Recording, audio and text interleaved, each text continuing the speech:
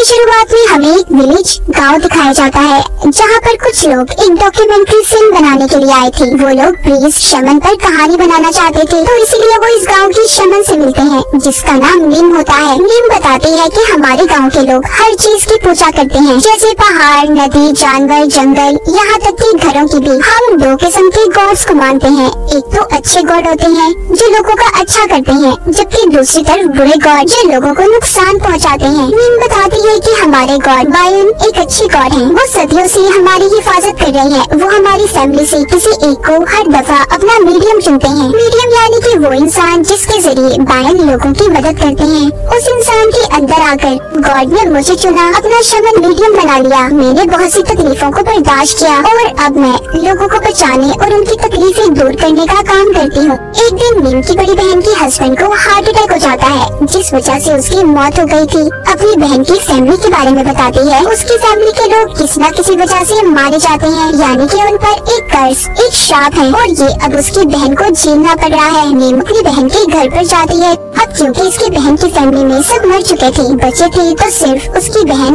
और बहन की बेटी जिसका नाम मिंक होता है। मिंक का रवैया नीम को बिल्कुल अच्छा नहीं लगता, क्योंकि उसे बात बात पर गुस्सा जाता था। एक रात जब नीम मिंक को आवाज देती है, उसे बुला रही थी, मगर मिंक उसे कोई जवाब नहीं देती। तभी नीम की नजर मिंक पर जाती है, जो लगातार एक अंधी बुरी औरत को घूर रही थी। जब सुबह होती है तो ये सब लोग देखते हैं उस बुरी औरत की मौत हो चुकी थी। ये सब देखकर नीम को अपनी बहन की बेटी मिंक के अंदर कुछ अजीब लग रहा था, इसीलिए अगले दिन वो दोबारा अपनी बहन के घर आती है और मिंक के कमरे से कुछ ढूंढने लगी थी। तो तलाशी लेने पर उसे मिंक की अलमारी से कुछ ऐसा सामान मिलता है जिससे भूत प्रेत से बचा जा सकता था। तभी अचानक से मिंक आ गई थी, जिसने उनसे वो सारा सामान ले लिया था और उन्हें यहाँ से जाने का कहती है। ये सब देखकर नीम अपनी बहन से पूछती है कि आखिर तुम्हारे घर में चल क्या रहा है, बताओ मुझे, कुछ तो गड़बड़ है। जिस पर उसकी बहन जवाब देती है कुछ नहीं, और नीम को अपने घर से जाने का कहती है। और अब नीम अपनी बहन के घर से वापस आ गई थी। डॉक्यूमेंट्री की टीम नीम से पूछती है आखिर मिंक के कमरे में भूत प्रेत को भगाने का सामान क्यों था। नीम कहती है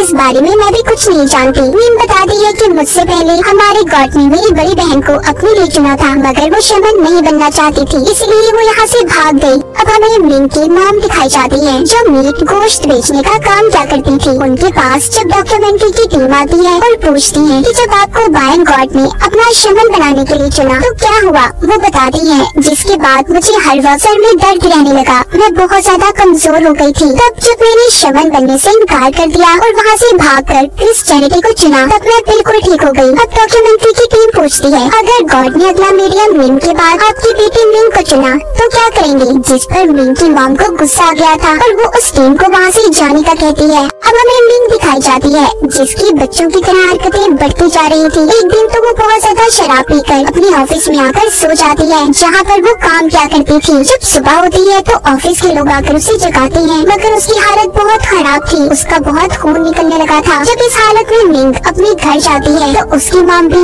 ऐसी हालत देखकर परेशान हो गई थी। मिंक की मॉम अपने भाई से जब बात करती है और सब कुछ बताती है तो उनका भाई कहता है मुझे लगता है मिंक के साथ ये सब कुछ इसलिए हो रहा है, हमारे गॉड उसे अपना अगला मीडियम चुनना चाहते हैं, तुम्हें इस बात की इजाजत दे देनी चाहिए। उधर मिंक के बॉस ने भी उसे ऑफिस से निकाल दिया था, क्योंकि मिंक रोजाना ऑफिस बंद होने के बाद वहाँ पर जाकर गलत हरकतें क्या करती थी, जिसका पता बॉस को कैमरा रिकॉर्डिंग में चलता है। मिंक भी अब इन सब चीजों से बहुत ज्यादा तंग आ चुकी थी। एक दिन तो मिंक खुद को मारने की भी कोशिश करती है, मगर जल्दी उसकी मॉम ने उसे देख लिया था और बचाकर हॉस्पिटल ले आती है। जब नीम हॉस्पिटल में मिंक से मिलने आती है तो नीम की बहन उसे बताती है कि मिंक के साथ सब कुछ वही हो रहा है जो तुम्हारे और मेरे साथ हुआ था, जब हमारे गॉड ने हमें शमन बनाने के लिए अपना मीडियम चुना था। सब बातें सुनकर नीम कहती है नहीं, ये बायन गॉड की आत्मा नहीं बल्कि कोई बुरी ताकत है जिसने हमारी मिंक पर कब्जा कर लिया है। इन सब बातों के बारे में और पता करने के लिए नीम दोबारा से अपनी बहन के घर पर जाती है, तो उसे वहाँ पर आकर एक और बात पता चलती है। जैसे कि हमें कहानी के शुरू में बताया गया था, नीम की बहन की फैमिली के लोग बेवजह मारे जाते थे, तो यहाँ पर नीम को पता चलता है कि उसकी बहन के बेटे की मौत किसी हादसे की वजह से नहीं बल्कि उसने अपनी जान खुद ली थी। अब ये उस जगह पर जाती है जहाँ पर इसकी बहन के बेटे ने खुद को मारा था। ये उस जगह पर जाकर उसकी आत्मा को बुलाकर पूछती है कि तुम अपनी बहन को क्यों तंग कर रहे हो,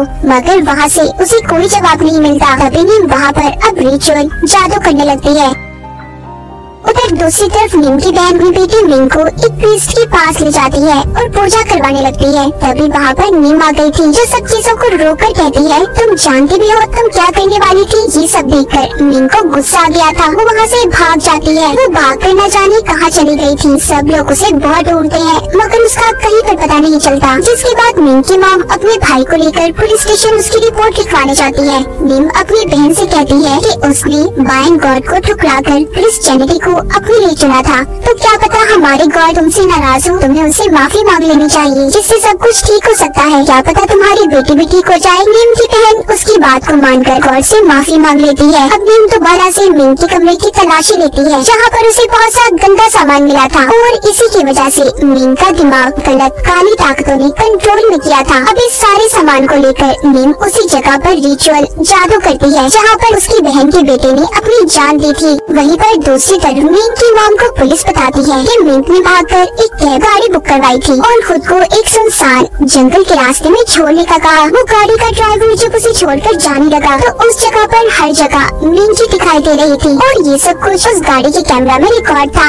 एक रोज अब मिंग के भाई की आत्मा से मिंग की बात होती है जो बताता है कि इन सब के पीछे उसका कोई हाथ नहीं है। साथ ही वो ये भी बताता है कि अभी इस वक्त उसकी बहन मिंग कहाँ पर होगी। जब मिंग बताए हुए पते पर जाती है तो वहाँ पर उसे जंगल के दरमियान एक सुनसान घर दिखाई देता है। जब उस घर के अंदर जाती है तो वहाँ पर मिंग उसे बुरी हालत में बेहोश मिली थी। वो जल्दी से उसे हॉस्पिटल ले आई थी और फिर अपने गॉड के पास उसके लिए दुआ करने जाती है। जहाँ पर जाकर मिंग को पता चलता है कि उनके गॉड की बनाई हुई मूर्ति का सर जिस्म से अलग था। सब देखने के बाद मिंग दोबारा अपनी बहन के घर जाती है और मिंग के अंदर आई हुई काली ताकत से पूछती है कि आखिर तुम कौन हो और कहाँ से आई हो। जिस पर मिंग उसे जवाब देती है कि तुम शमन हो ना, खुद ही पता कर लो मैं कौन हूँ। ये सब देखकर मिंग अब उसे अपने मास्टर प्रीस्ट के पास लेकर जाती है ताकि वो उसका इलाज करवा सके और बता सके कि आखिर मिंग के अंदर क्या चीज है। वो मास्टर प्रीस्ट बताती हैं कि मिंग के अंदर बहुत सारी आत्माएं हैं और इंसानों की ही नहीं बल्कि जानवरों की भी। हमें इसीलिए बहुत बड़ा रिचुअल करना होगा जिससे हम उन सभी आत्माओं को कैद कर सकते हैं और ये हम उसी जगह पर करेंगे जहाँ पर तुम्हें मिंग में होश मिली थी। मिंग की मॉम उनसे पूछती है कि हमारे साथ ये सब कुछ क्यों हो रहा है। वो मास्टर बताते हैं कि तुम्हारे हस्बैंड के दादा पर दादा ने बहुत मासूम लोगों की गर्दनों को काट दिया था और ऊपर से फिर तुमने बायन गॉड को ठुकराकर उस इंसान से शादी कर ली जिसकी सारी फैमिली पर कर्ज श्राप था और अब इन सब चीजों का असर साफ तुम्हारी बेटी पर नजर आ रहा है। मिंग अपनी बहन को समझाती है कि हमें कुछ तो करना होगा। मिंग की मॉम ये सब बातें डॉक्यूमेंट्री टीम को बता रही थी। वो आगे बताती है कि जब मैं सुबह को उठती हूँ तो मेरा सारा घर बिखरा होता है, हर चीज अपनी जगह से अलग होती है। अब इन सब के बारे में जानने के लिए कि रात को ऐसा क्या होता था, डॉक्यूमेंट्री की टीम मिंग के घर पर कैमरास को लगवा देती है। कैमरे से इन्हें ये पता चल गया था कि सब कुछ मिंग की किया करती थी। वो देखते हैं कि वो फ्रिज से कच्चा गोश्त निकाल कर खा जाती है। एक रात को मिंग अपनी मॉम के भाई के बच्चे को उठाकर खेतों में ले गई थी मगर जल्दी उन्हें वो बच्चा तो नीचे गिरा हुआ मिल गया था। तभी अचानक से मिंग आकर अपनी मॉम के भाई पर चाकू से हमला कर देती है। तभी यहाँ पर कैमरामैन और उसकी मॉम आकर अपने भाई को बचा लेती है।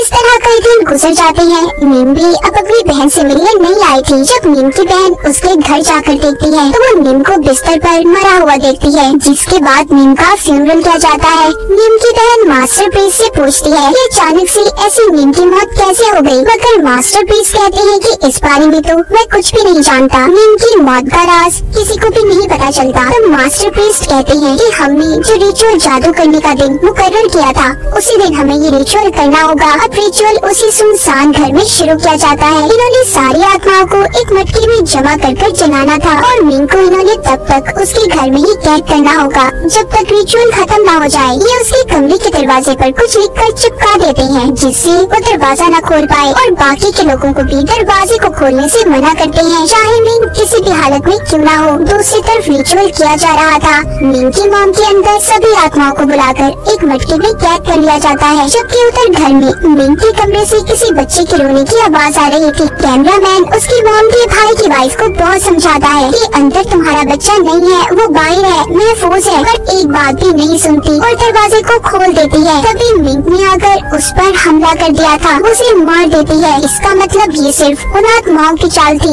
जो मिंग के अंदर होती हैं। अब वो बाहर आ चुकी थी।